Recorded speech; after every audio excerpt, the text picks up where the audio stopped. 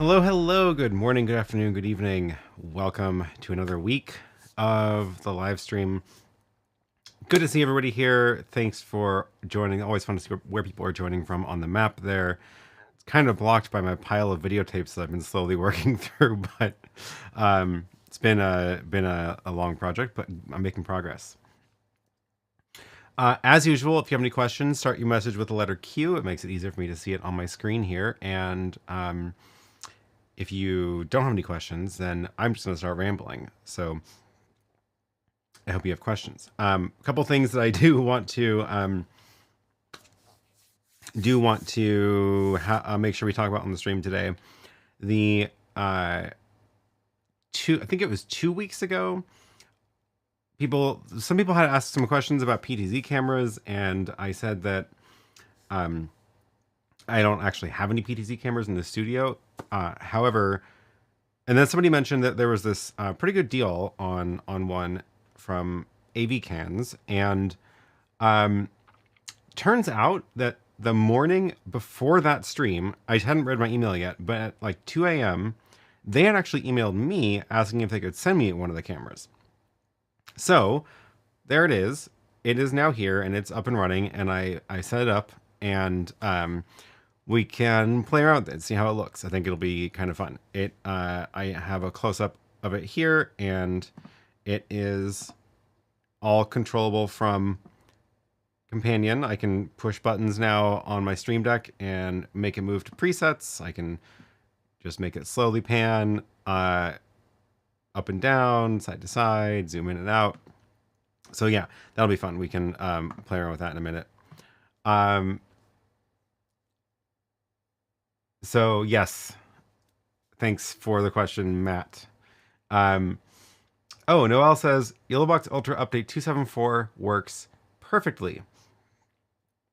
That's good to hear. Yeah, I just updated mine with that, but I haven't had a chance to play with it too much. There's a lot of updates in that. So we can also hook that up. I think I have it around here somewhere. The only YouTuber who actually reads his email. Yeah. It's kind of a mess. It's hard to, there's just too much in my email, honestly. So most of the time things just slip through. But that was really funny coincidence that they had emailed me right after, or right before, somebody actually asked about the same camera. ID Never Gets Old says, okay, what Black Friday stuff did you buy? So I put together a little list of things that I think are good deals. These are things that I've had for a while, or were part of stuff that was sent to me by the company. But these are things that I think are actually a pretty good deal, as opposed to things that are like fake deals.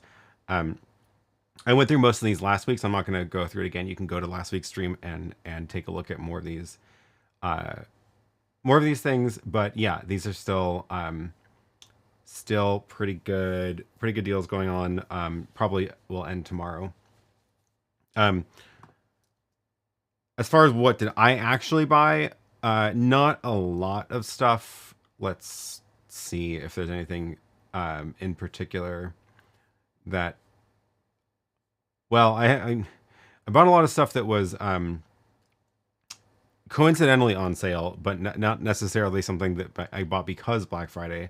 I've been working on this project of digitizing all the old tapes, like the VHS tapes and the 8mm tapes from old family videos. This one is the one that I borrowed from an old family friend whose kids are on some of these tapes, and it apparently has a well-documented problem with this particular model. I'm sure other models as well. But at some point when you plug it in, it'll just say loading, blinking, and it doesn't do anything. And it turns out it's because of a bad capacitor. It's a common theme in electronics of that age, I guess. So there are people who have opened it up and recapped it, and I'm borrowing it, so I didn't want to like do that. And also I don't even know if I would be able to successfully do it. I looked around on local markets around Portland, and I found someone who has a Sony version of the same DVD to VHS, and picked that up for $40. However, it is missing the remote, and it turns out the remote is a very important piece of the puzzle, because I can start dubbing on this. I can like fast forward, rewind, and press the DVD or VHS to DVD button, and it'll go and burn the DVD. But there's you have to, in order for the DVD to be readable in anything else, you have to press the button called finalize, which is only on the remote. So I have a stack of DVDs that are burned now that I can't play on anything until I put them back into there, press finalize on the remote that I don't have. So I found a remote on eBay, and it's $20, which is ironic that it's half the cost of the DVD burner. And that has not yet arrived. So that was one thing that I bought. Then I discovered that I have some mini DV tapes, which are not the same as 8mm tapes, and it turns out just like a totally different family, and I don't have the camcorder for that anymore. So I bought this, which is the mini DV deck, and I found it on eBay. It was not cheap, $300, but it works, and I figure I can always resell it if I need to. They seem to be about $300 generally, is the going rate for those. And so I bought that, and then I needed to, this whole pile of wires over there is all the converters between, to go between S-Video and HDMI and that kind of stuff. So that was one of the other ones that I bought. And thankfully one of those was on sale. Here, I'll actually put the link to this one in the chat. This one was the one that I've been using that I've been most happy with. It's not the cheapest, but that's, I guess, not surprising. This is the, maybe it's not on Black Friday sale. It's just on like, it's just like a low-ish price. But anyway, I now have two of them, and it is S-Video to 720, and I can, the ATEMs can upscale 720, thankfully. Also, the HyperDecks can record 720 natively, which is a neat little trick. So I bought that, and then what else? Oh, you do use the StarTech one. Good. Yeah, that one's been the, that one's been the, I like the colors on that one the most, and it seems to work the best. This project is getting expensive. It is. It's true. So I also have, because I have a stack of 8mm tapes, which are these like medium-sized ones, not the tiny ones. And the 8mm tapes are a mix of digital and not digital. And I have two of the actual camcorders we used. However, the digital camcorder is having a hard time playing back the oldest analog tapes from the 90s. It can handle the ones from the 2000s, but it doesn't really deal with the oldest ones. The older camcorder, which is the one that's turned on right now, actually, or no, sorry, the older one is up there, doesn't play the digital tapes, but it does play back the 90s tapes pretty well. However, it started getting, it started failing, and I haven't looked into this yet. It like blinks the eject button after like 2 minutes of playing the tape, which is not a good sign. So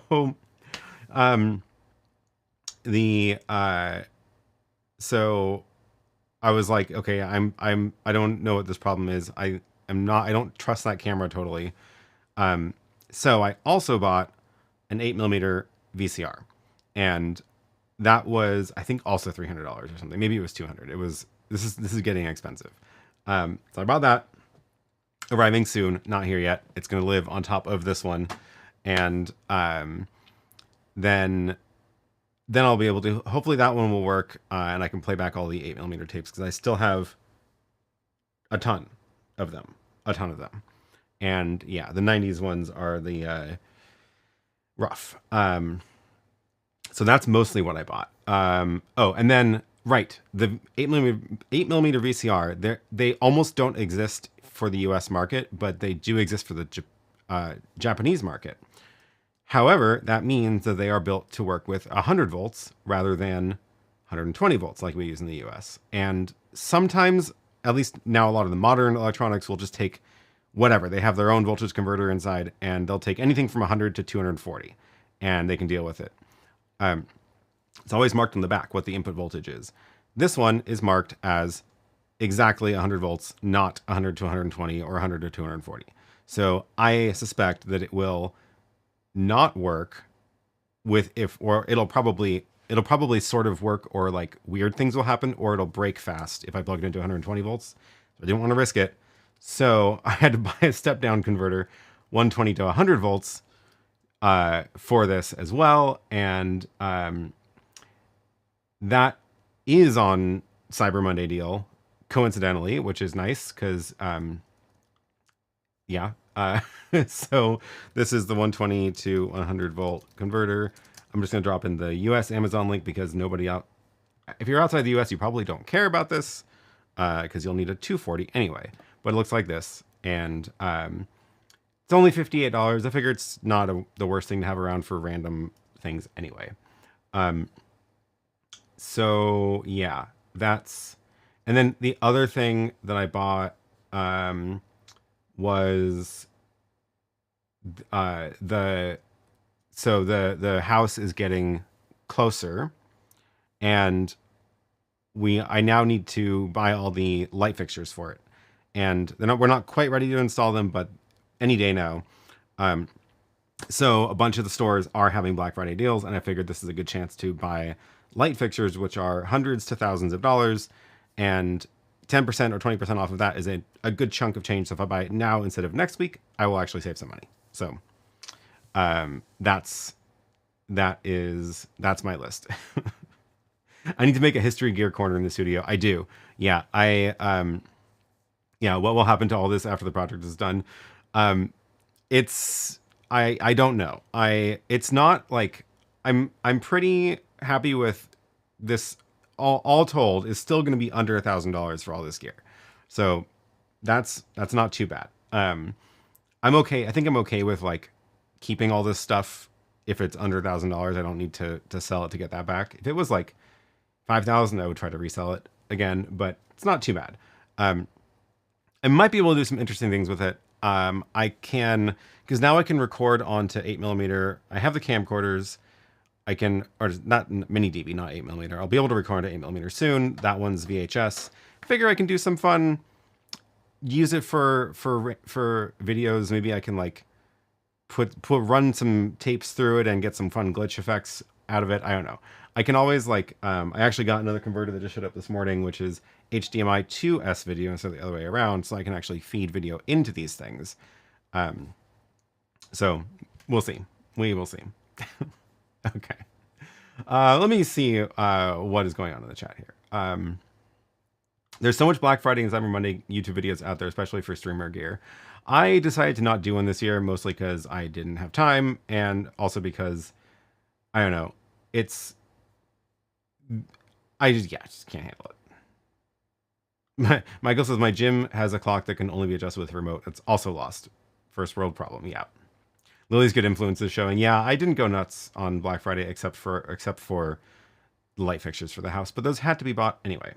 So Matt says, I would have gladly paid $300 for the mini DV deck. The one I bought way back, I think, was close to $1,000. Wow. Okay. I guess that's a good deal then.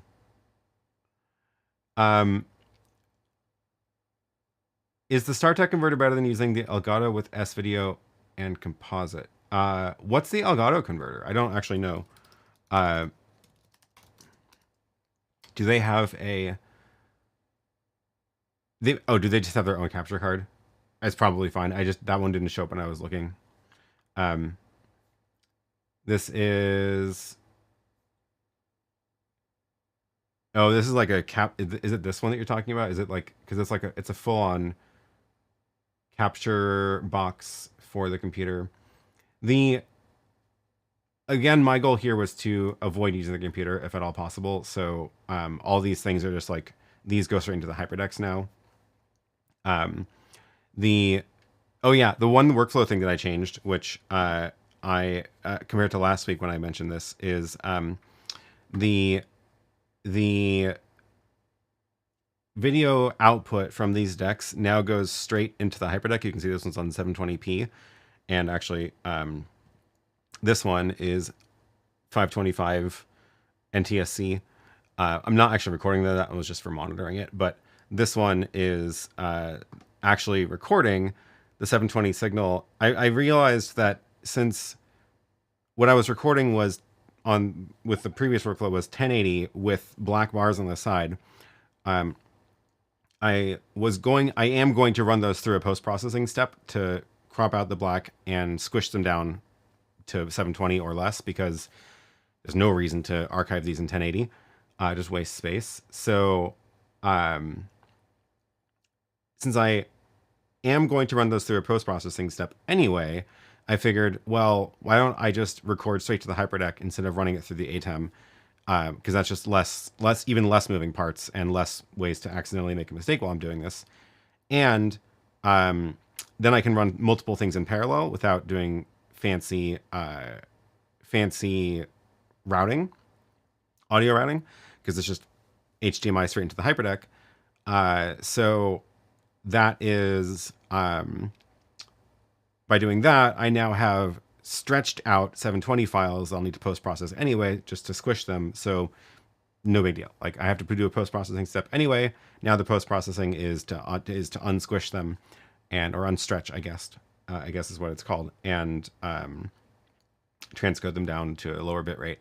So this is it's a similar workflow as far as like what I'm doing with what I was doing, where like the capture card is monitoring through the blue screen, except now I can monitor multiple boxes. The way I'm doing that is one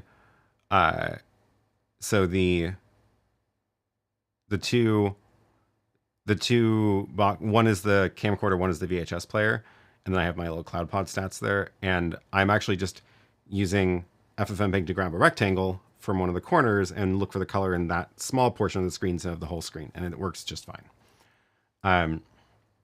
Yeah. Okay. Yeah, you all noticed the PTZ. De-anamorphized. I don't think it's anamorphic, no. But yeah. Was it the PTZ shot? That saved 3 cameras. It did.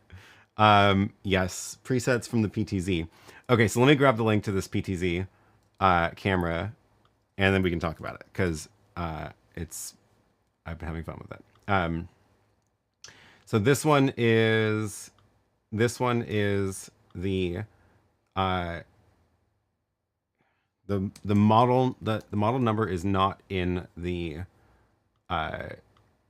description on Amazon, but this does have a deal right now. Did that go into the chat? It did. So this does have a deal right now, which is $327 for this camera, which is a fantastic price for a PTZ camera. My main suspicion with this was that it was going to be not really good quality, because you're using whatever lens is built into this camera, right? This is RAM for my computer that is broken. I'm trying to run the Kilo Link server on it. So the $327, my theory with this is probably not great, but if it's good enough, this is a fantastic price, right? So like, what is good enough? That's the question. This one is the NDI version. So it has on the back, it actually has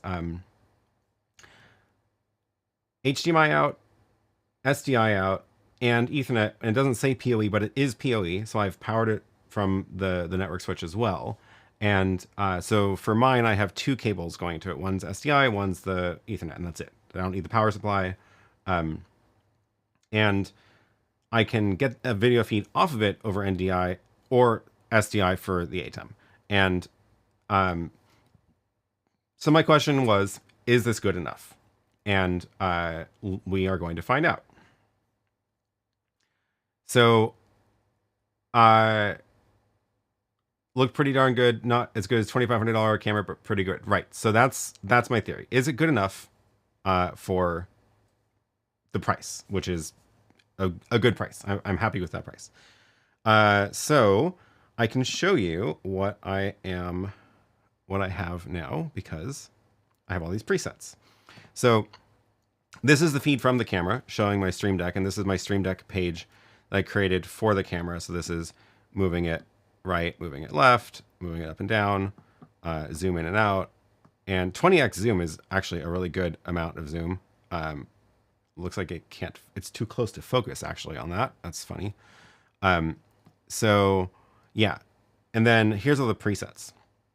And I actually do want to walk through how I built these preset buttons, because I spent a little bit of time to make them work work well. But now you're gonna get sick if I do this while it's live. So let me actually that wasn't too bad.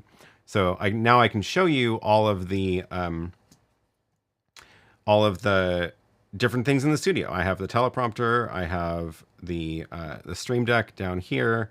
I can show you my microphone up there. I can show you the left side of that rack. I can show you the right side of that rack. I can show you this other rack over here.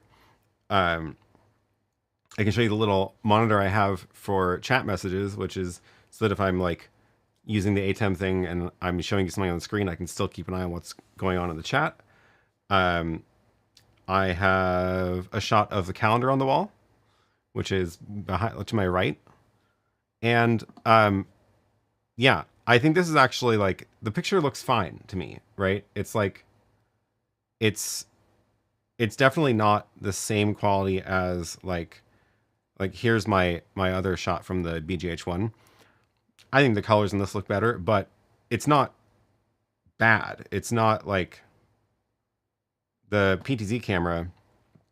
Let's go back out a little bit and try to get a similar shot for that. It's not bad. Okay, so the problem though, oh, let me see. Can we see a comparison between the Micro Four Thirds at ISO 1600 versus the new PTZ? Yeah. Okay. So, let me see what the Micro Four Thirds is at. My main one's probably a low ISO. Oh, why is it not loading the video? Sometimes that happens. This one was ISO 800. Let me bump that up to 1600. So this is the, I really need a button on the Stream Deck for that. I'm missing that angle. Let me do that really quick.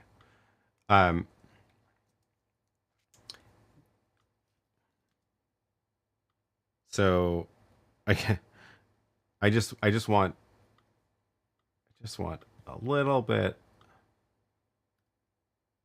What is the number of what is the number of that camera? Wall camera is 18. So now, oh, that's too bright. So let me drop down the aperture a notch.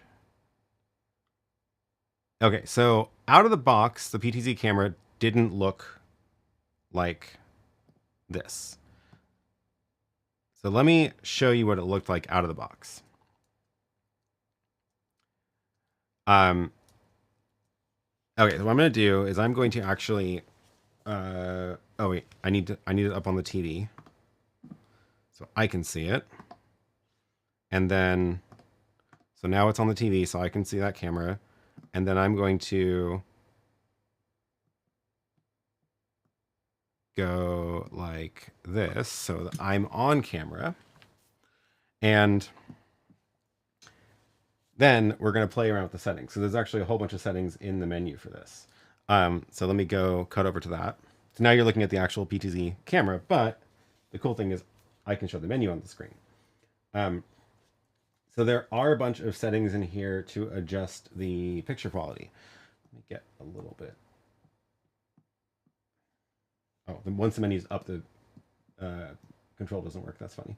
So with the video settings, sharpness. So when I got this out of the box, it looked more like, I think it was 5 or 6, and this looks not good to me. This looks over sharpened. A lot of cameras will default to over sharpening their image, and that's what this is doing. Like you can see weird bands of color on my nose now. So I dropped this down to 2, and I think it looks a lot better. So I dropped the sharpness down. There's also brightness, which will adjust the picture like this. So it actually kind of looks better, a little bit darker. I think I darkened it down a notch from what the default was. And then the contrast, is there a reset? There's no reset. I don't remember what the defaults were.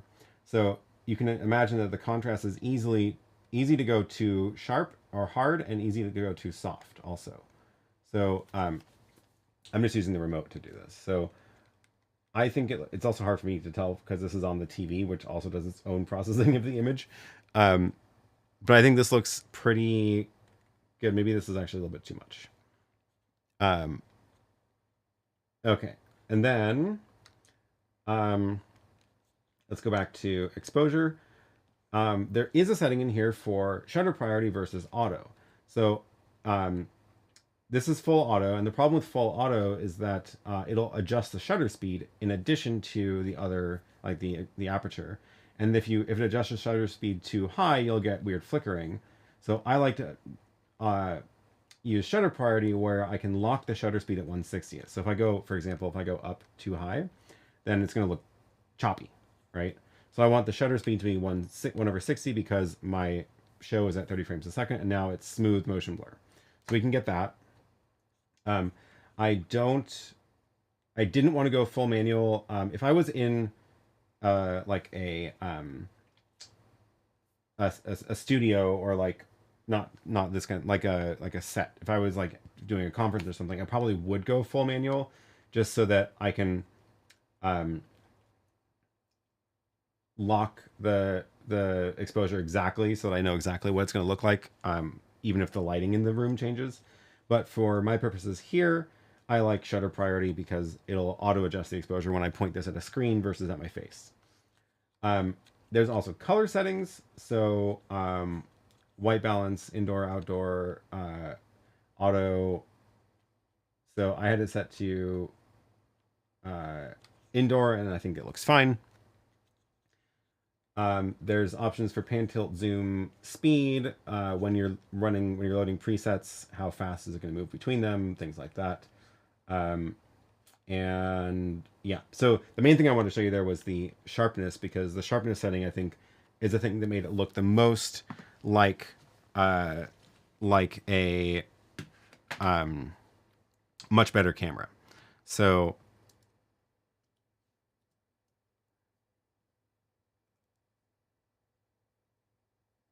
okay, can you do a split screen of the two cameras? Yeah, I just don't have it in a place where you can see like a similar shot. I guess maybe the shot of the rack next to each other will work. So let me do that. So if I do that, and then I can use a super source for this.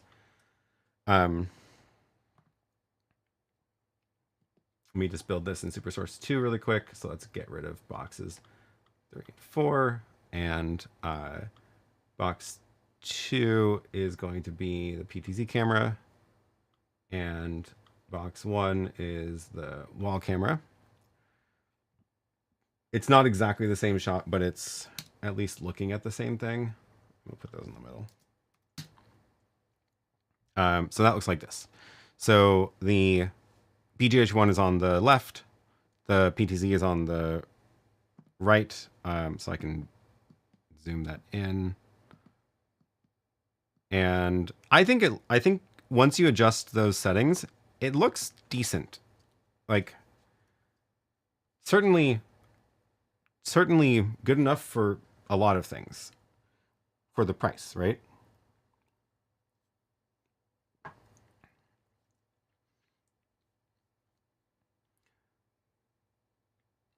Using these cameras in situations where I can give them 3 cameras instead of 1, lots of schools, house of worships, etc. And yes, fine-tuning makes a huge difference. I will say that out of the box, it didn't look that great, but you have all these little tweaks you can do to adjust the picture, and I think it looks perfectly acceptable now. Yeah. BGH1 still rocks, though. It's true. It's a good camera. Where did I get the social media publishing calendar behind me? Okay, so that's actually something and Bailey already dropped a link in the chat. Thanks, Bailey. That is a calendar I designed. And it's a year at a glance. Every row is a month. So the rather than like a calendar grid format, and I like that format a lot because it's just like it's nice to see at a glance. But this is the blank calendar, and then I have a bunch of stamps and stickers that I've used for this. So some of these are stickers. Like I just bought a sheet of airplane stickers, and then the YouTube logos and live, those are stamps. So I just have like these are just like I uploaded the logo to a stamp maker website and got these made. So yeah, thestampmaker.com. Not sponsored. But yeah, I just like made these in Illustrator and then uploaded these, and now I can stamp them on the calendar, and it's easier and cheaper than trying to find these in stickers. Although I have made my own sticker sheets as well, just a little bit more fiddly. So the house files ones, I guess the benefit of stickers is you can make them multicolored. So these are stickers that I made for the house files logo. These are printed on printable vinyl and then cut with the silhouette cutter. And I put these on the calendar whenever I get a new house files episode out, which I am now 2 months overdue for one, which is really sad.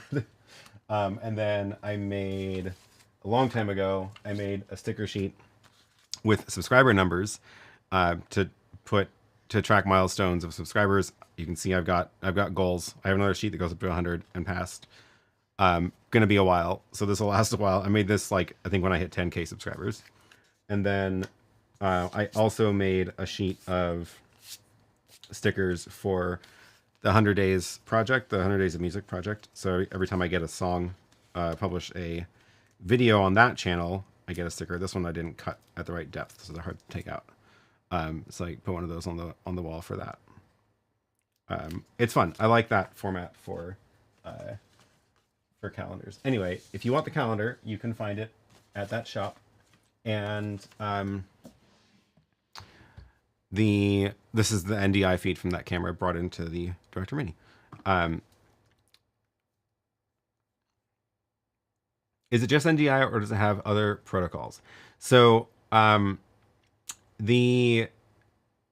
so it has a bunch. Let me open up the web interface so we can take a look at it. So a couple ways to do this. If you visit the IP address of the camera and log in, actually it's really funny. The default password, I had to go look up another video. The username is admin. The password is not admin. It's admin123. Don't know why. So once you're logged in, you get a little preview of a little controller, so you can do basic camera control, adjust the speed, set your presets. You get some of the image adjustments here as well. It does have a mirror feature, which is kind of handy. You get your focus, exposure. Oh yeah, you can choose whether you want digital zoom or not. I have it set to not use digital zoom. Here's your shutter priority. So you get all the controls for the camera here, which is nice. And then for streaming, let's see. No, not that one. Media config, yeah. So here you can change the NDI name that it's going to show up on your network.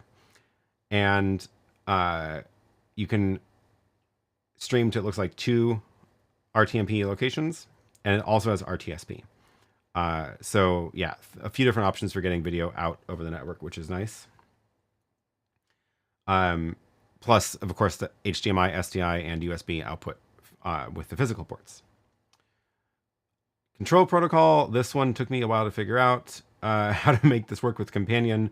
So it does support VSCA. It also supports ONVIF, which is usually used for security cameras. That did not work well in Companion, but I got this connected over VSCA, which is the actual PTZ camera protocol, and set it to UDP, set it to server, and then in Companion, I used the Sony VSCA protocol with the secret to make it work is camera ID. So the default port is fine. Camera ID has to be set to 1. If you set it to 0, it's not going to work.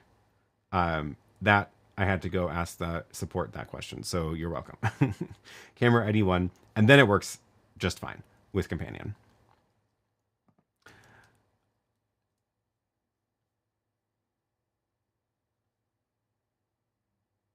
How about presets for positions in Zoom? Yeah, so the way that it works, and I wanted to do this using Companion rather than its own software. I think somebody asked about this earlier. Yeah, Jan says, do you always control the PTZ cameras with native software, or do you have a good recommendation for software? So I try to avoid manufacturer's software wherever possible because it's usually not good. I have not even downloaded their software. I didn't want to download it if I didn't have to. So I'm actually running everything through BitFocus Companion, which is a fantastic piece of software, open source, free, and I highly recommend doing that if you can. So this is the page that I made for it, and I can show you how I did the presets. So first of all, I made little buttons for tilt up. When you press it, it'll if you send the tilt up command, it'll just keep moving at whatever is the current speed. And then so when you release the button, I have it sending the stop command. So I have buttons for up, down, left, right. They also have up, right, up, left, which I could put over here, but I just haven't done that yet. This in the middle is showing the current speed. So it's showing me the current pan and tilt speed, which are two separate settings. And I made staged buttons so that it will toggle the speed when I press that button. So if I go and press that button, it'll go between 1, 2, 3, 4, 5, 6, 7. I could go farther. I just haven't gone farther than 7. There are more speed setting. It goes all the way up to 24. I just got bored after I made up to 7. There's also a bug in Companion right now. So if I click copy and then go over here, I can't choose anything. It just doesn't let me change it. So I have to reload the page first, go back here, go to page 8, and then I can choose 8. So that's why I got bored with it. But now I have 8. Great. 1, 2, 3, 4, 5, 6, 7, 8. So those are the, so that's that button. And then same with zoom, right? So zoom out works the same way. You send it a command, it'll start zooming out at a constant rate. And then when you lift up the button, it'll run the zoom stop command. And then same here, this is just showing me the zoom speed and letting me change the zoom speed. I have it set to the slowest. I think that works well enough. Okay, so presets. That was your actual question. Presets are here. What I did was, it took me a while to build this button, and then I copied the button 12 times. So the way this works, there is a command called save preset, and there's a command called recall preset.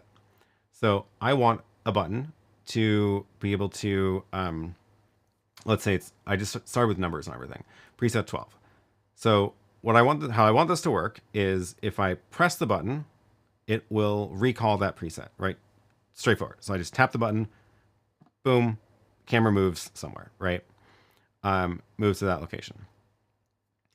If I hold down the button for a second, I want it to save the current location as that preset. So I can move the camera around. Now it's moving way too slow. So I can move the camera around, zoom in and out, get it to a new location. Let's get it to, what don't I have a spot for yet? I can go over and go look at the skeleton on the table. And the stack of gear that I need to deal with. So let's say I get it into position, and then I'm like, okay, I want to save that spot. So I can now hold down on the number 12, and now it's saved. That's how I want it to work, right? So now I can go between teleprompter and the new position. So to make that work, there's a couple things. I want to do a long press. So that means if I hold the button down, if I tap the button, I want after 1 second to run the save command. So that's what this is doing. This is save the preset after 1,000 milliseconds. So you tap the button once And if you didn't do anything else, after a second, it would run the save command. So if I want to,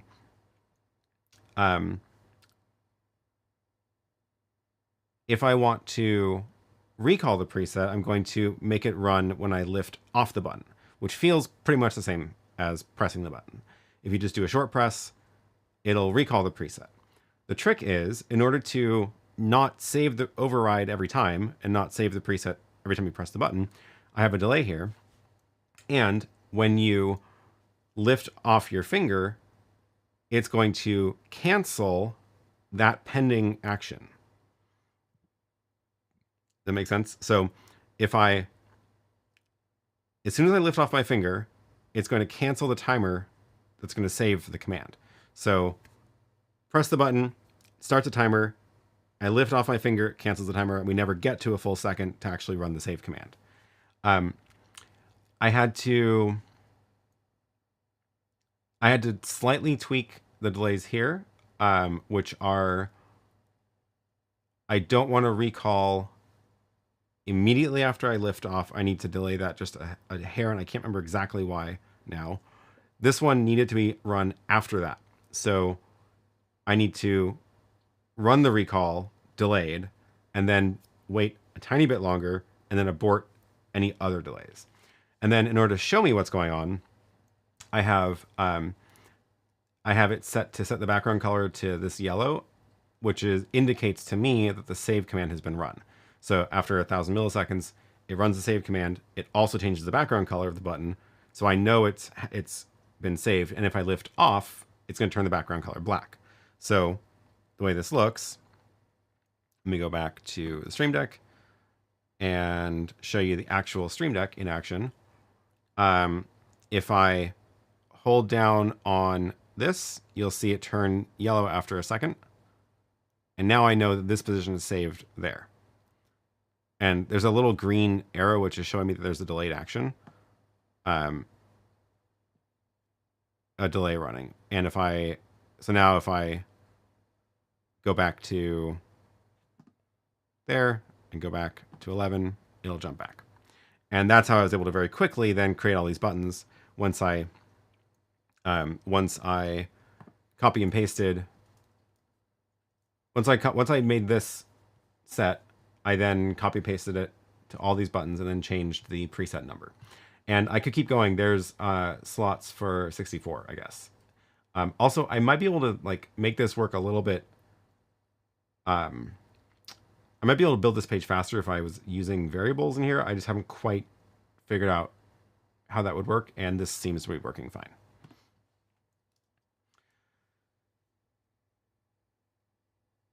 Why didn't you use long press action for setting a new preset? I did. That's exactly what I did. So, oh, do you mean the...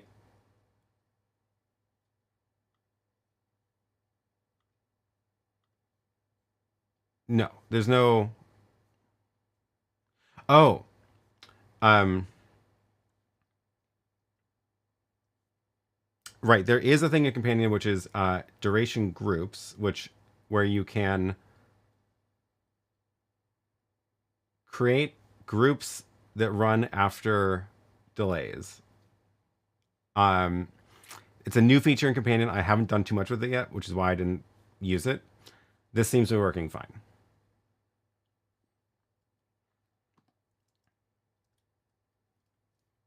You did yours with variables? Cool, okay.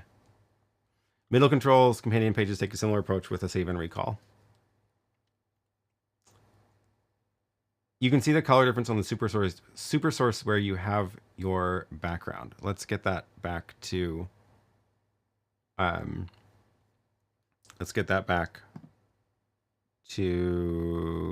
where was it? I forgot to save that one as a preset.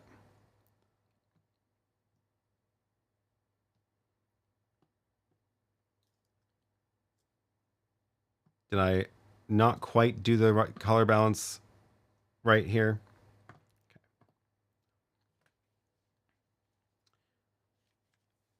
Let's see if we can get this.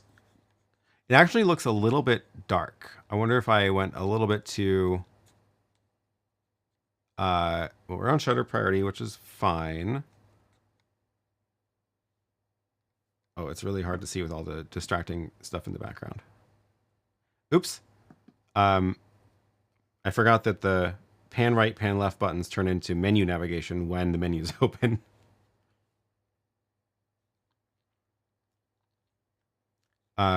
Brightness. It's not quite right. Contrast.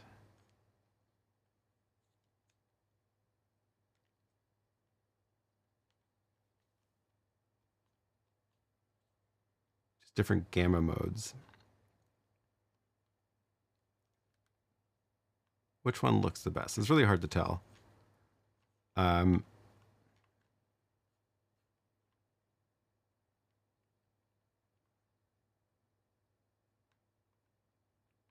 Should we go a little bit more contrasty? It's close.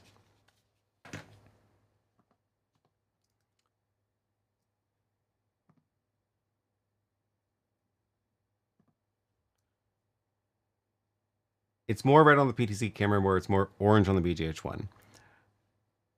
I'm having a really hard time seeing that. I wonder why. More red.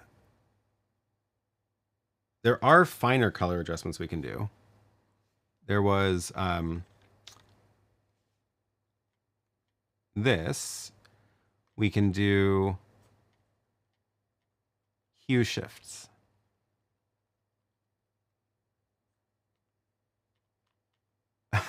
look at that button change from the one end to the other. I wonder what looks the most correct. It was on 7 before, which is more red. So if I want less red, do I need to go down? Yeah. I might need to actually pull out the color chart and do a side by side to try to match these. There's also saturation.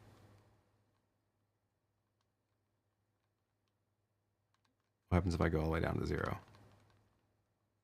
0 is actually black and white.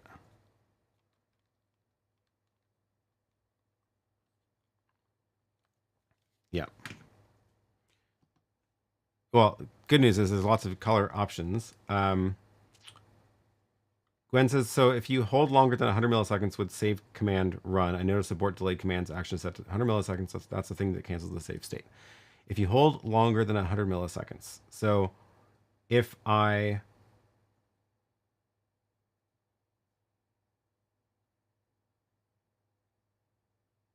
Yeah, so basically if I lift my finger up before 50 milliseconds, nothing happens. 50 milliseconds is really fast. If I lift my finger up before 100 milliseconds, it will have already run recall, and there are no more delayed actions, so nothing else happens.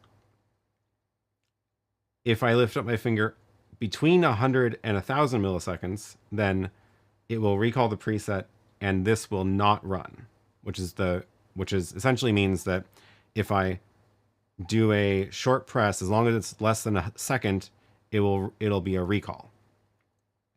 So if I hold down, a second goes by, then this runs after a second, and if I lift off after a second, it cancels any delayed actions, but there are none left anyway. So yeah, that's how that works. Free black and white is neat. Yeah, true. That's actually a good point. Turns out your background logo is good for cheap PTZ color, PTZ cam tuning. I wasn't even looking at the... Wait, you can't see that. You can't see that color in the PTZ camera though. Oh right, you can when it's over on the calendar.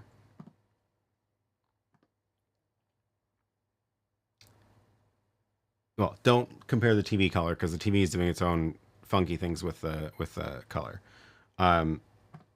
But now let's get my main camera in here.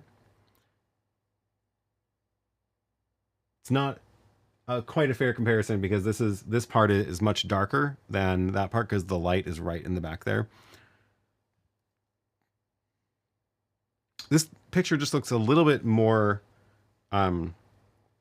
dull. I can open up the aperture a bit.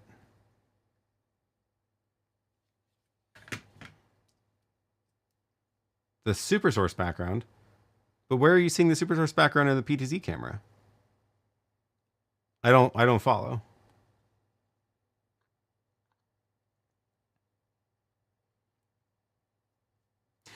Bailey says, theoretically, you could also create a LUT and import into a converter to get it closer to the BGH ones if you wanted. Yeah, that's actually a really good point too. Which is, I actually I'm doing that for the picture in the TV up there in the Mac. That's running, that's a LUT loaded into one of the Blackmagic converters. So yeah, I could get it even closer. In the multi-views, when you have both cameras on the rack. I guess you can see it in the super source there. I need to save that as a preset. Let me go back to wall camera. Okay, so you can see that. And then if I go back to, let's save this in 11 once I get it set. There's the super source background. I wonder how much of that is screen glare. It's hard to tell. The PTZ is definitely a little bit more red. Or, sorry, orange. Save that as 11.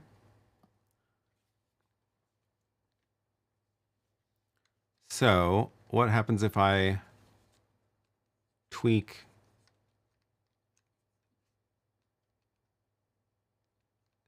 So the hue up to 12, it's turning pink. It's like a cheap color card.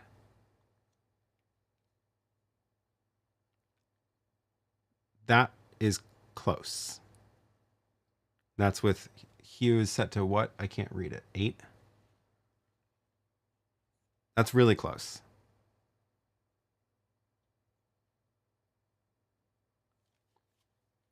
Now the aperture is a little bit too open. There we go.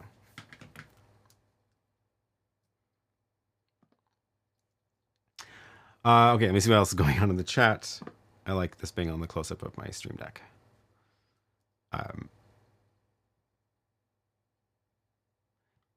What are you doing? Says if you have pan speed on the web interface and in companion set differently, do they stay separated like they do on PTZ optics, which I like? I don't think so, because I think the way this works is it's like a global, like a state. So let's try. So if I change this to 1 and then move it, it's moving very slow. And then this one still says 7. So does it move at 7? No, it does not. It's moving at 1. So if I change that to 8, it should. Oh, what's going on? There's 1. Maybe 8 is not fast enough. Let me change this to, let me just go the top one to 24. So I can go 2, 3, 4, 5, 6, 7, and it should go to 24. Okay. So with 24, this should be zippy. Okay, that's pretty zippy. And if I do it from the web interface, it is slow. Okay. So yeah, they're separate. That's cool.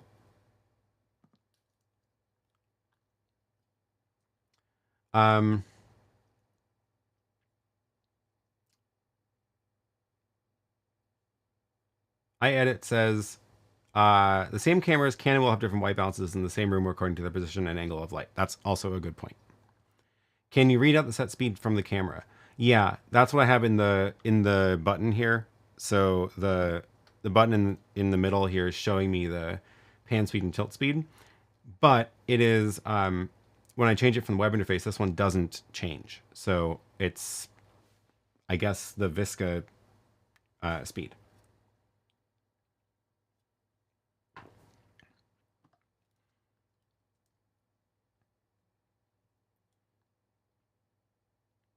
Carrie says a PTZ camera will work with the control on the Olabox Ultra. I can try that. I don't have the Ultra plugged in right now, but I do have the Magewell.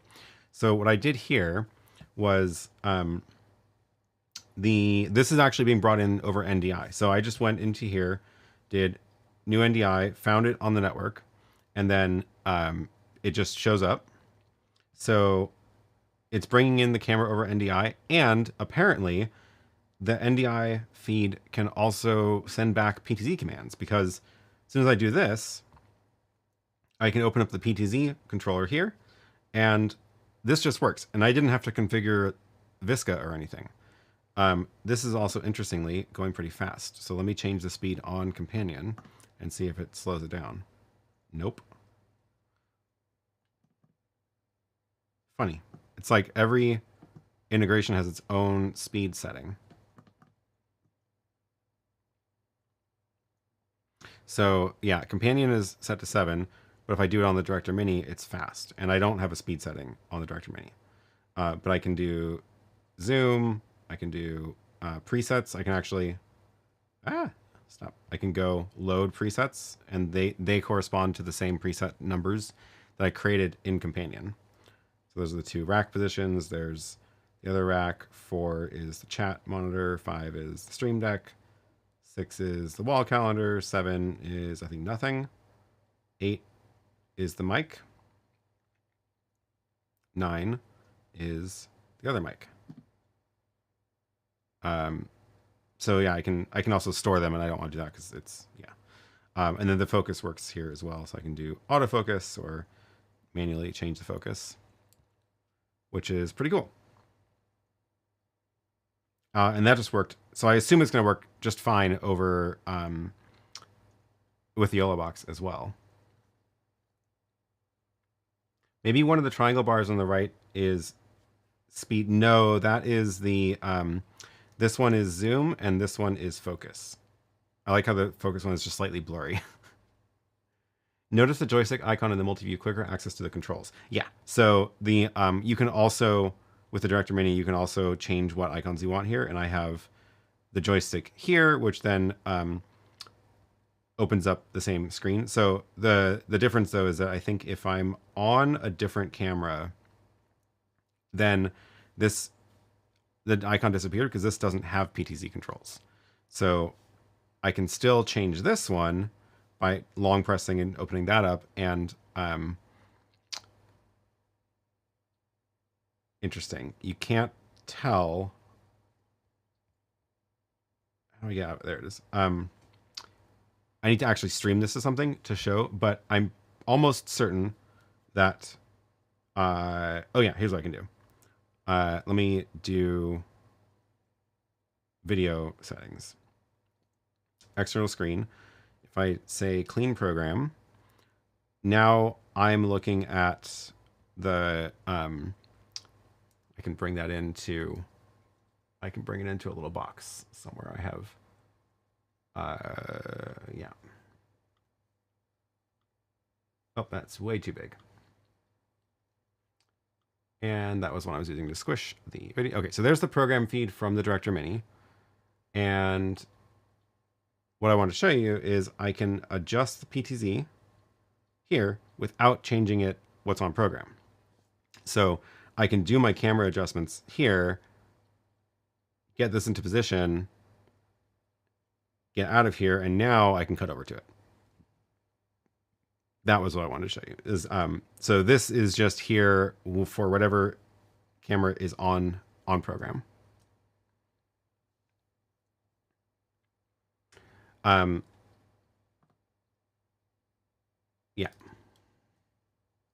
So that was just over NDI, which is kind of cool. I wonder if you had a joystick, if its speed would also be its own. It's looking like yes. It's looking like that's how it would work. Any ideas for creative low-budget PTZ joysticks?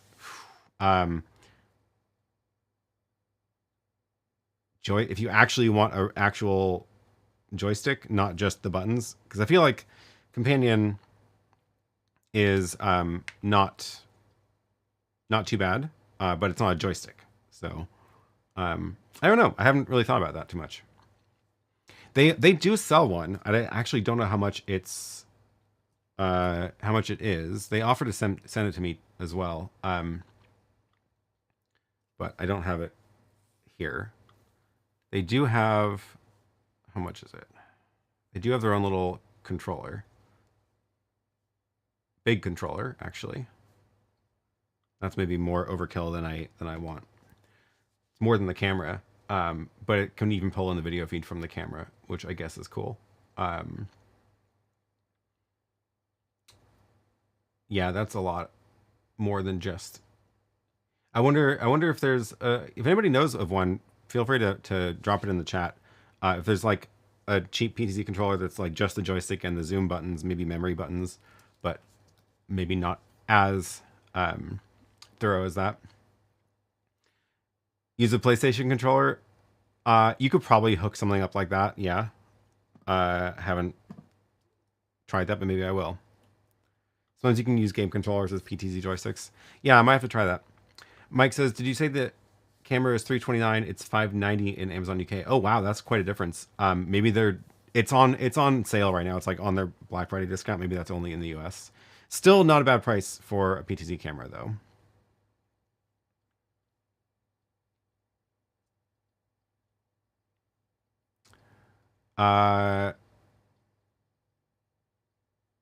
Where was I?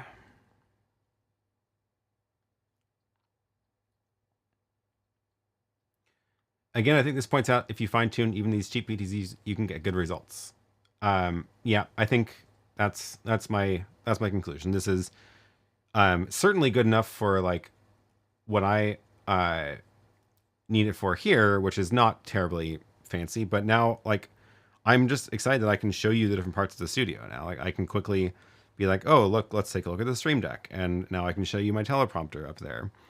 And I can show you the stuff in the rack, and like this way I don't have to have cameras everywhere.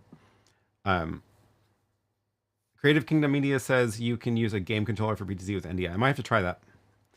Matt says my Sony PTZ controller is like $3K. Okay, so then I guess $500 is pretty good for a controller. What are you doing? Says I tried using an Xbox controller. I didn't like it. Okay. I don't even have an Xbox controller. I do have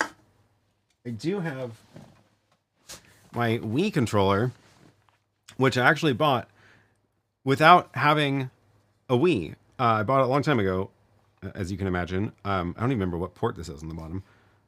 Bought it a long time ago. I hope I took out the batteries. Yep. Because it's Bluetooth. And you can just pair it to a computer and use it as an input device for. I pulled it into the software called Max MSP, and there's a whole bunch of buttons and sensors in this that you can grab the parameters out of, and including like tilt. So it has a accelerometer in it, so it would know its accelerometer, 3-axis accelerometer. So you could use it for like. You could tilt it and change the values. All these little buttons you can do things with. But I did I actually wrote a whole virtual instrument, turned it into a virtual instrument of sorts. Actually controlled a whole band. And then that video, it's on YouTube. You're not going to be able to find it. Actually, you probably will if you search for Wiimote music. But I just found the original 8mm tapes from it. And it's one of those in the stack. Or it was the mini DV, and there's a bunch of footage on that I'm glad I found, because the only thing that I published from that project was the final song, and I didn't publish a behind the scenes version yet because I just never got around to editing that footage. But I think I'm going to do that now, because there's a whole bunch of footage in there of me like explaining the whole thing and how it works, and it's there's a lot.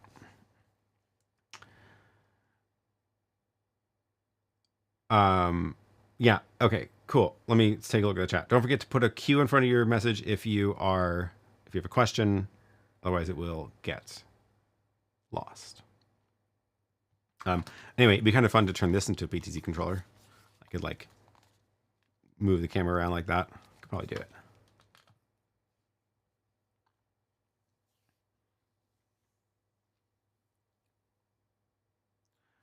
Nunchuck port of the, oh, right. Yeah.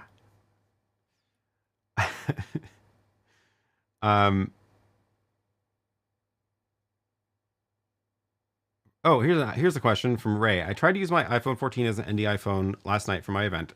Is there a fix to why the choppy video is choppy and freezes? What do you recommend I purchase to get a video feed in low light? I guess two parts to that question. NDI from an iPhone can work well, but it's going to 100% depend on your Wi-Fi because it's not super low bandwidth. There's also a difference between like NDI and NDI-HX. NDI-HX is more compressed, and these are a lot less bandwidth. So definitely try to make sure you're doing that. Otherwise, you're probably not going to have enough bandwidth over your Wi-Fi. Even with that, you will need to make sure that you have like your own Wi-Fi hotspot that you control at the venue, that where nothing else is on it, and like you know exactly what's on that hotspot, and it's only your gear. So,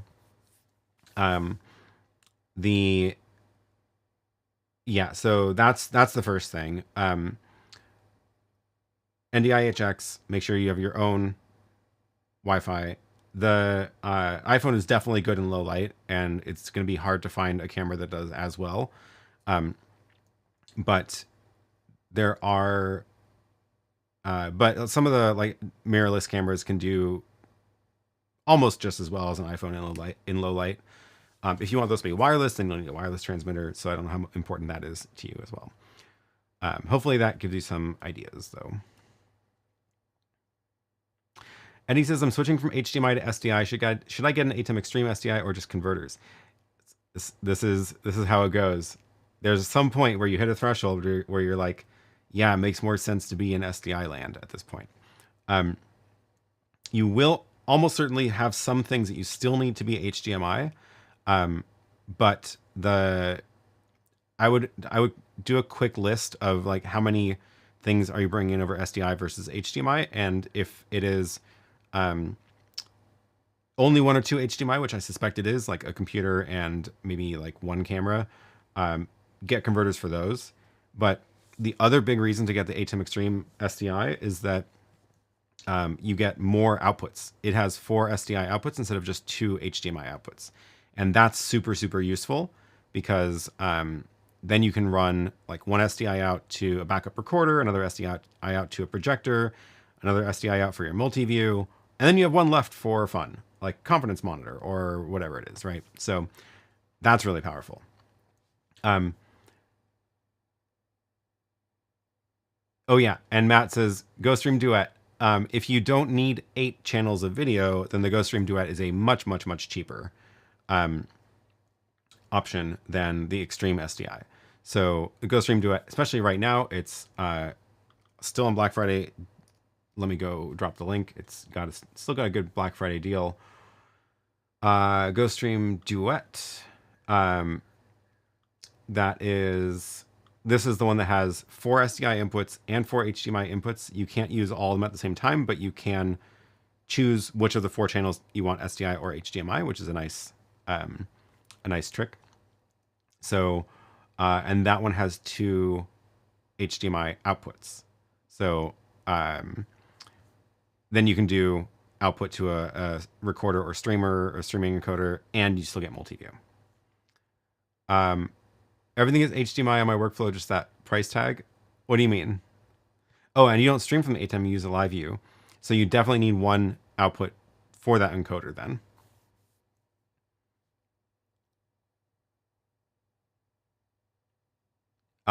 Okay, question from Joseph.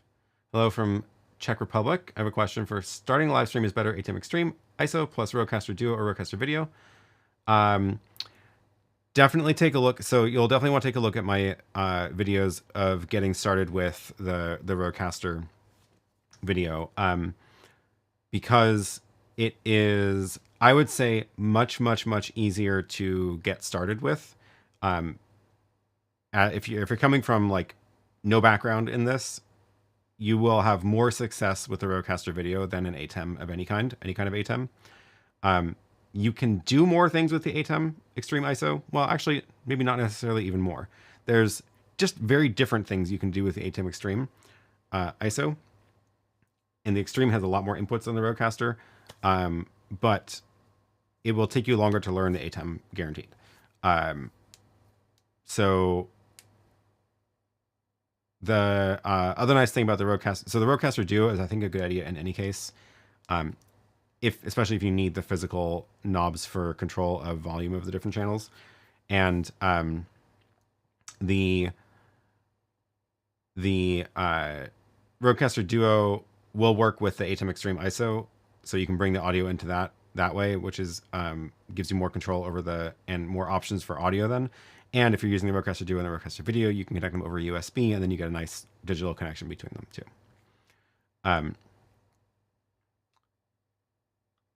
Gwen says, Duet is great, but pluses and minuses compared to the ATEM. For example, if you need good super source, Duet is very limited. Yeah, it's true.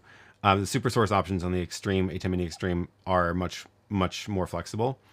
But again, like with everything, it's not necessarily better. It's just that like you can do different things with it, and it also means it's going to be more complicated to use. So yes, there's more options for super source in the ATEM Mini Extreme. It also means you have to learn all those options and know how to use it. Versus the GoStream, super source options are much more limited, but they're also easier to use and are fine for a lot of things. So, yeah.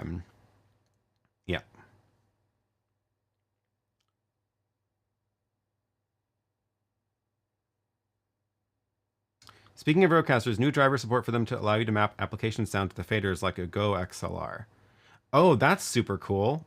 Is that Windows or Mac also? Because I haven't seen that on Mac yet. That'd be really cool. Andre says, just an exhibition booth with the ATEM Extreme ISO, nothing beats it. Yeah, I mean, it's a very good box. It just takes a lot to learn, which is why I have all these videos about it. Videogram says, SDI is much more robust than HDMI. If you only have short runs and a one-time install, HDMI is the way. But if you do events, SDI is the way. I 100% agree. I think HDMI is fine for small runs, small studios, but you're gonna hit the limits pretty quick with it, and then you're gonna want to start. If you're doing events, you're gonna probably want cable runs that are longer than 20 feet, for example. It's very easy to run out of a 20-foot cable and not make it to your destination. So yeah.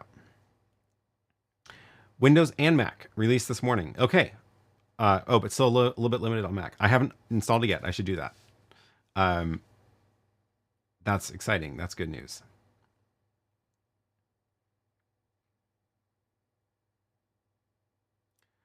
Let me scroll back. There were some other things probably worth pointing out.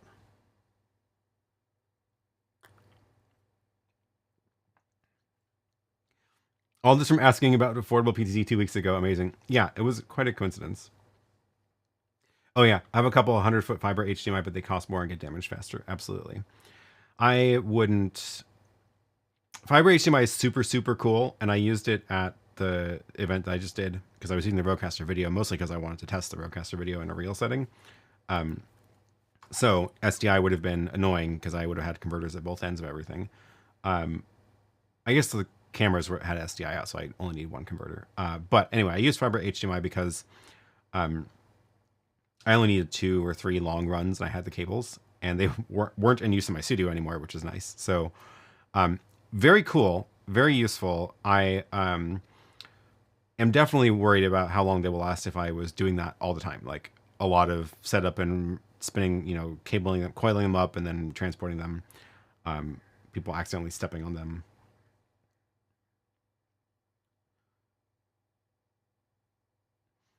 Curious if you've tried the PTZ in low light. I have not tried this in low light. I've only tried it just in this one setting here so far. I could turn off my lights. We can see how it does. Here is the PTZ camera. It's auto exposure, so it's still 60 frames a second. It's actually not bad. Let's see what it looks like. I can tell that it's bumping its ISO up, and it's definitely a lot more noisy of a picture, but it's honestly, it's not bad. Let's go take a look around the room. This is, you almost can't even tell how low light this room is in this shot. It looks brighter in this picture than it does to me in person.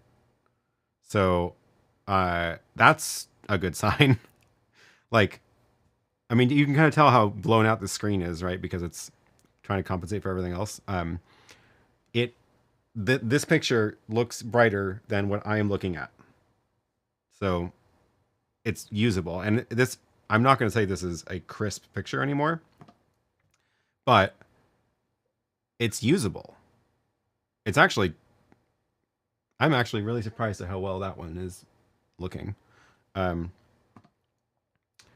can go down to the rack.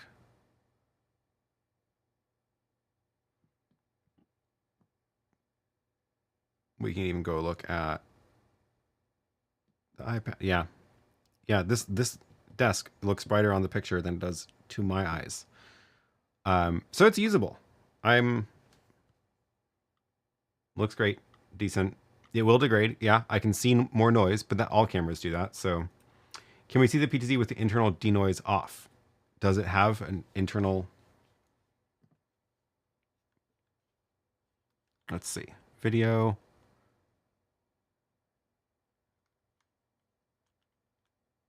There it is. Denoise off. Off. Oh yeah. Wow. Okay. So that's closer to the native.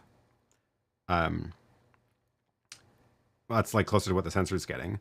So if I turn the lights on, this should look much better now. Yeah. So,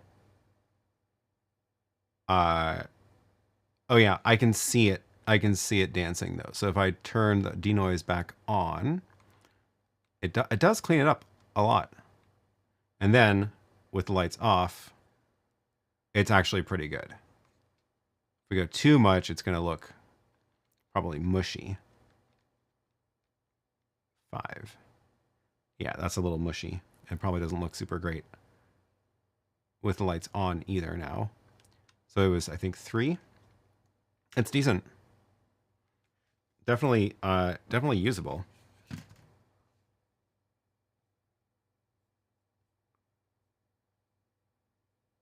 It looked far better than I was expecting. Me too, actually. I was not expecting quite that good.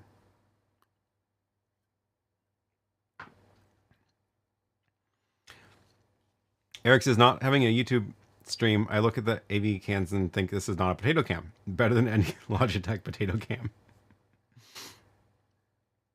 Can you face the PTZ in low light? My concern is usually about making sure people look okay. Yeah, let me do that. So let's get this.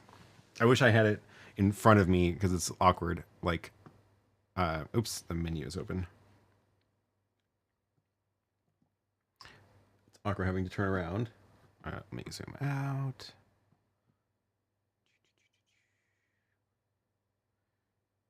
I feel like that's moving not at 24.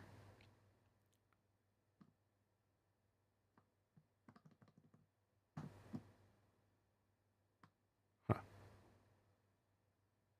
Okay. So let's try this again. There's the camera. And let me get it. It's definitely wants to focus on the center. I don't know if I have an option for changing the focus point, and I'll turn the lights off.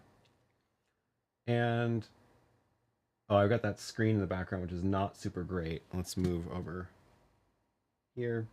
Definitely mushy, but the bright white screen is not helping the situation. So let me do this. Let's get that out of the image. And then I will move over here.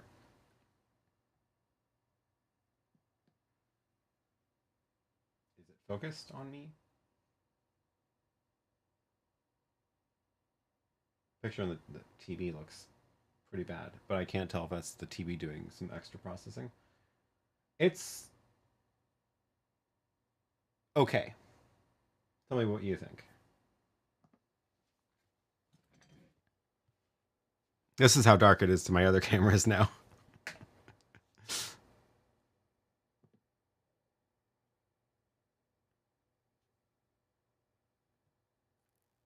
Seems usable. I agree. It seems usable. Not going to claim it's going to win any awards. With the noise, the YouTube encoder goes off the rocker. Oh, funny. I didn't even notice that. That I'm not surprised. That's a lot of details.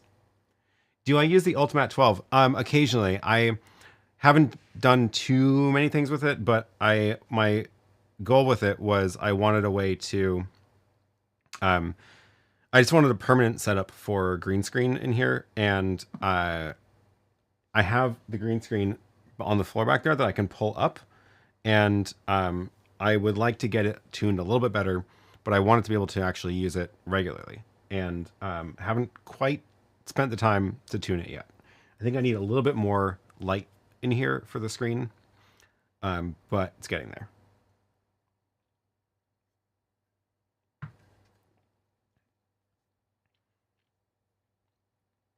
Have you had much time to experiment more with the Stream Deck Studio? Not a whole lot yet. It's still mostly just yeah, mostly just what I showed last week or whenever it was. But now I can where did it go? Oh, I thought I had a preset for it, but I guess I don't.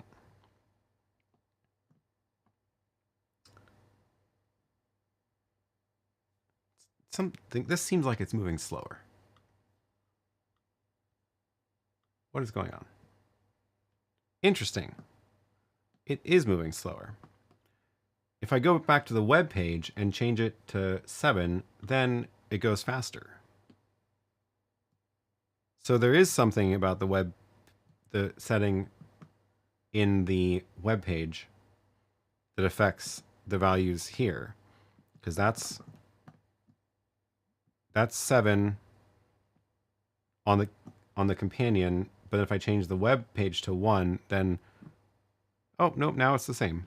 Nope, now it's slow. So something about the web page setting does affect the other settings. Huh. Not sure what's going on there. Anyway, now I can show you close-up shots of the Stream Deck Studio. A little fuzz everywhere. That is an actual button. It is the stream, showing me how much time we've been streaming. This is just showing me the page number for debugging. And then that one I think was the ID of the RFID reader. Yeah. Which is still very cool. Oh, that changed the page. Oops. Yeah. I'm excited to like have all these fake camera angles now that I can show things on the desk.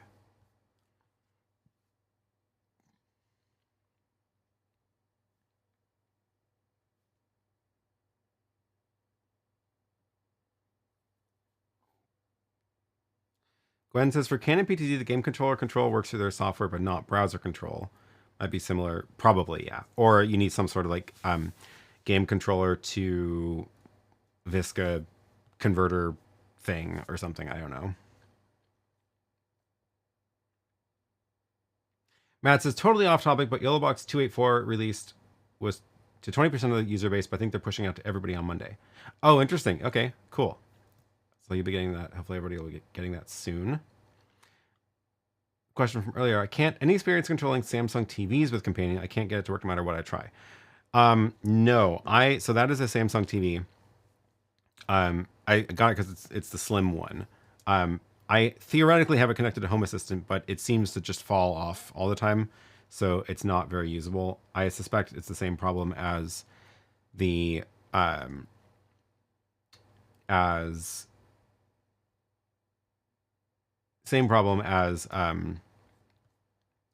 Companion would. What is going on with my chats?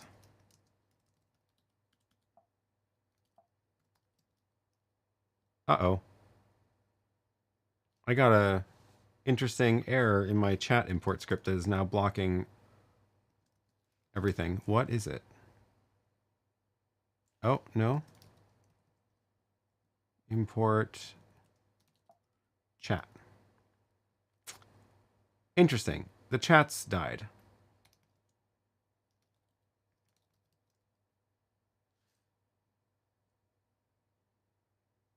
Why? Oh, there it goes. It just restarted. Okay. Huh. Well, now I see what everybody's saying. I wonder what was going on with that. That's weird.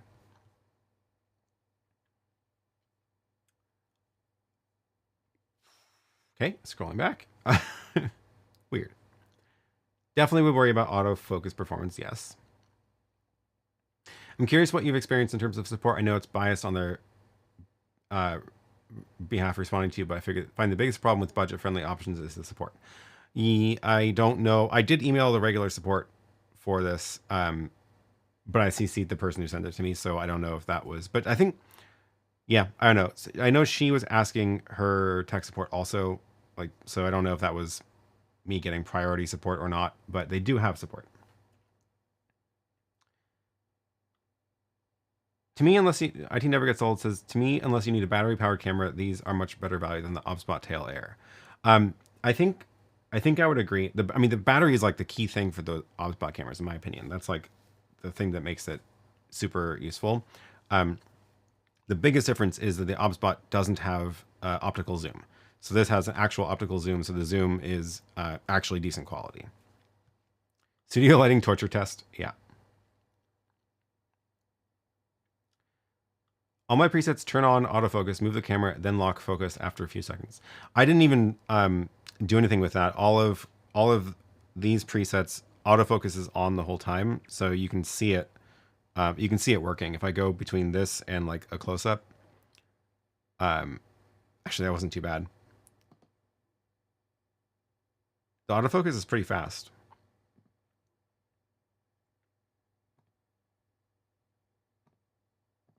It was 12.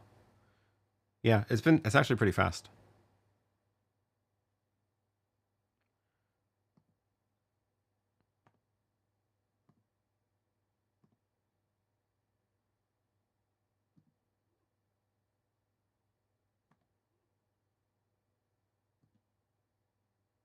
Yeah.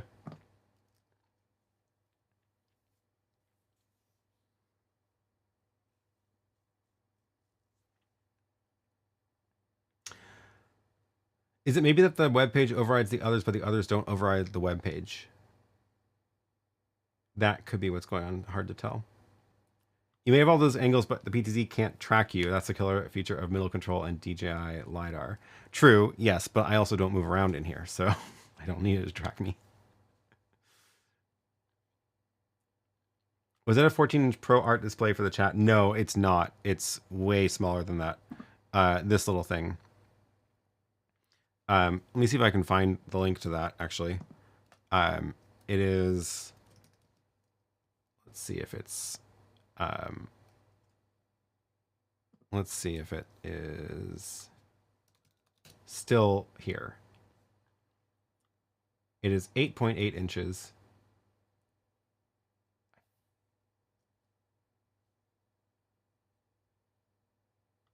No, did I get the touchscreen version? I think I got the no touchscreen version. It is just a weird no-name brand from Amazon, and it is fine. Fine. Here is the link for it. Small chat monitor. It's just running. So it is actually just a connected to a Raspberry Pi, and this is just the monitor for the Pi. So it's running a browser in full screen mode, and I have a mouse connected to the Pi, so I can reload this when I need to, but yeah.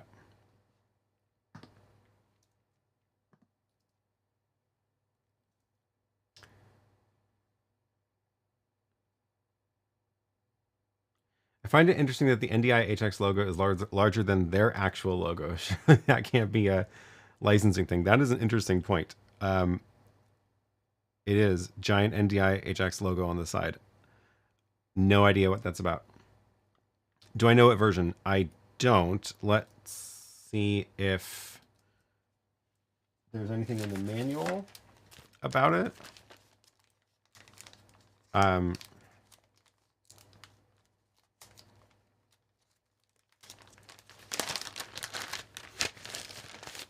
It did come with a manual, which was helpful to get it connected.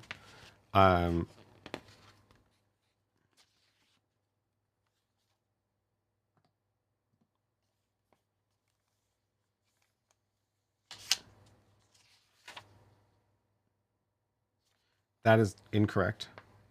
Oh, wait, this is the ONVIF protocol. It is annoying that they did not put the password for the web interface in here. Maybe Technical Specs has it.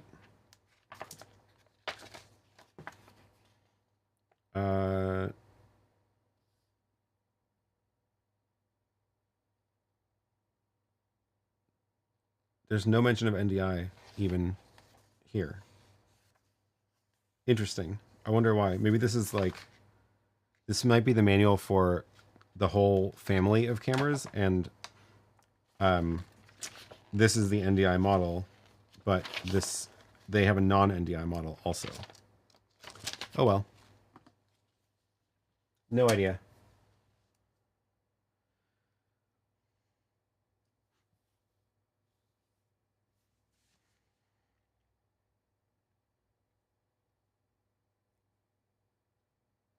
IT never gets old says, I've emailed them and they are responsive. Okay, that's good to hear.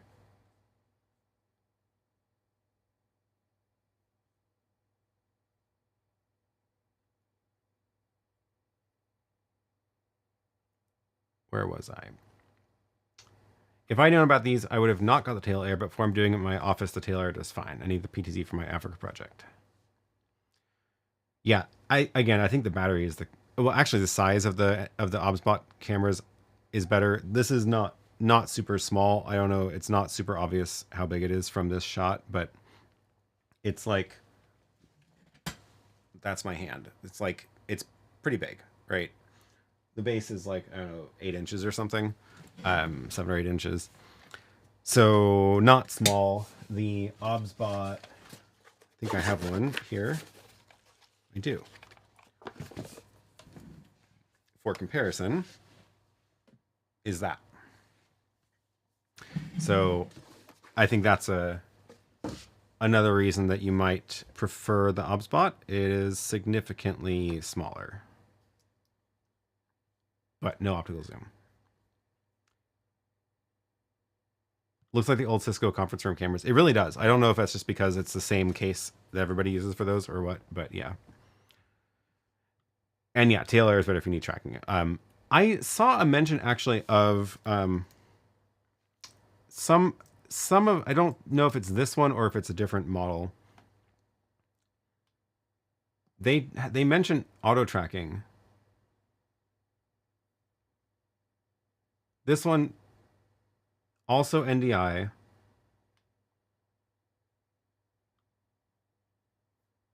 Also, oh, used. That's why it's so cheap. It looks like it's this. Oh, this one actually says NDI HX3. And the other one just says NDI HX. That's interesting. Yeah, I have no idea how good this AI tracking is, but they claim to have it on a different model.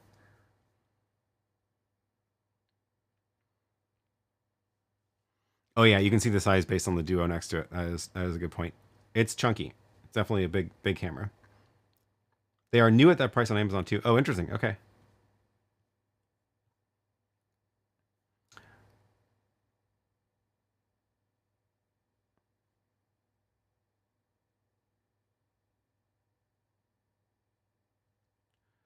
Okay, well, gosh, it's already 90 minutes at the 90-minute mark. I think we might just wrap this up for today. This turns out to just have been a demo of the PTZ camera. Well, that's fun. I think that's fine.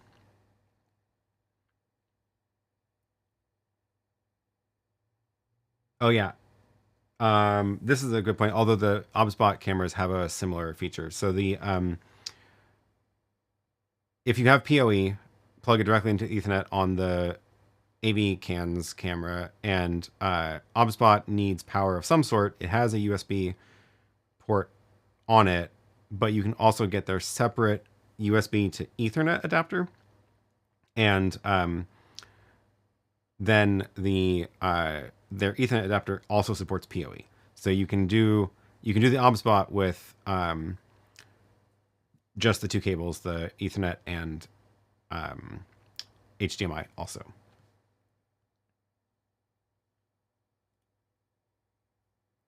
And lots of companion hacking. Very, very true. Very true.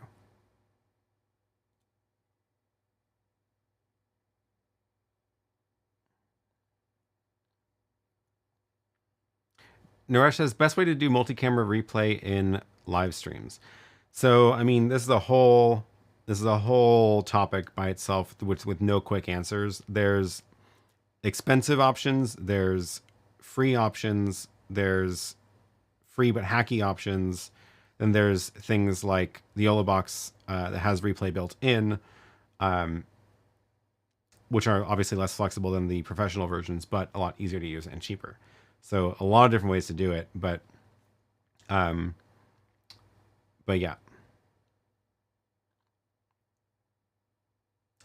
HX3 has a tally. Does yours? I don't know. I haven't really ever tried to hook up tally stuff in a long time. There was a serial port of some sort on the back. There is RS-232 for something.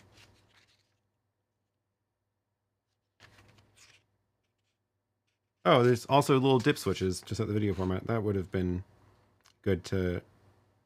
I wonder what setting it's in. I didn't even realize that's how you change the frame rate and the resolution. I wonder what it's set to. I did not even check. It might be set to 25 frames a second, which would not be good. So if the video is choppy, that's probably why. Interesting. I should go fix that.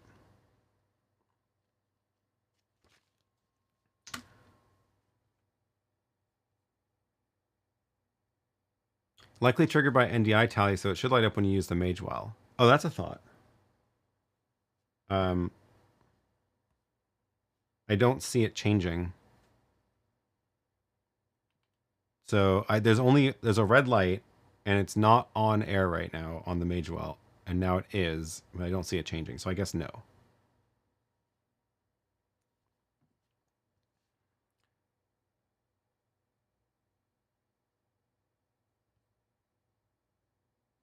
Default's at 1080p 60. Okay, that's fine with me. Harley says, although there's tons of PTZ no names on Amazon, how do these compare to Fomaco, which does have a controller? I don't know. Again, this is like the first one I've actually had in here, so I don't know how it compares.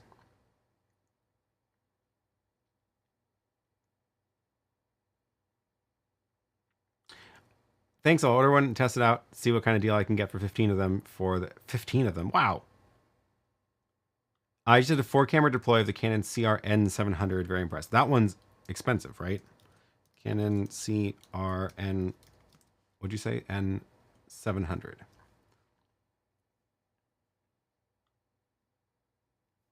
Oh my God. Yeah, I'm sure this is a fantastic camera. Sure better be for $8,000. Wow. Yeah. Somehow I don't think I'm going to get Canon to send me one of those.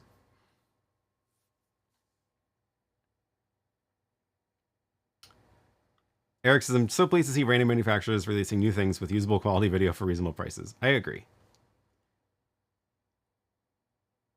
HX3 is the light at the top of the lens, so yours probably does not have it. Okay, yeah, I didn't notice that little detail. Canon CRN700 is also really big and heavy. I believe it. For the cost of one, Matt can get all of his Africa Project AV cans.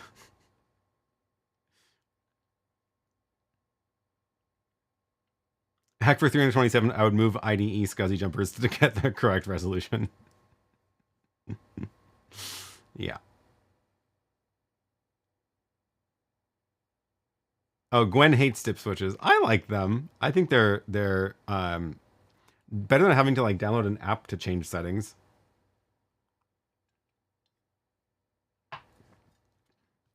The CRN500 is like 9 or 10 pounds. So is my cat. It's a big camera. Okay, I think we're going to wrap this up. That was fun. Thanks for the questions. Thanks to AVKANS for sending that over.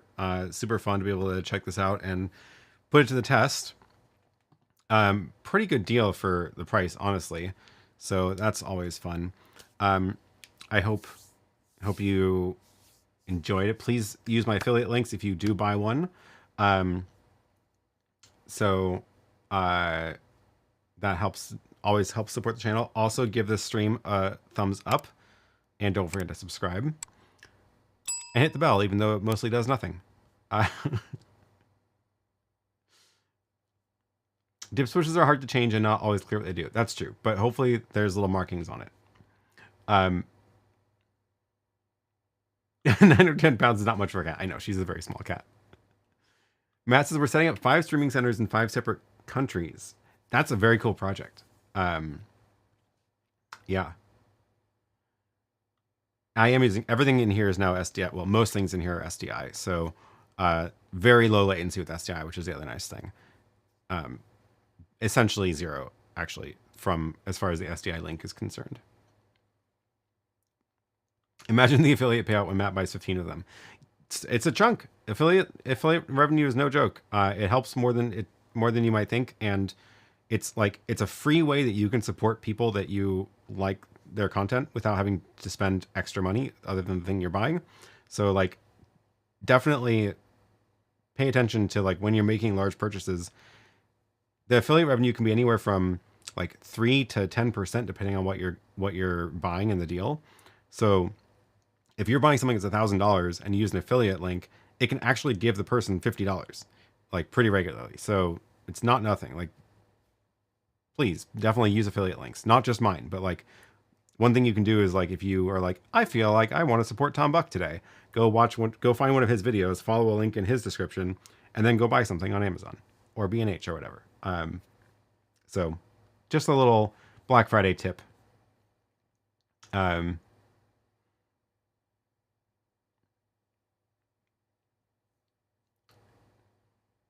Oh yes, and Bailey, thanks. Even clicking on the affiliate links and then buying a different product from the marketplace can help. Totally.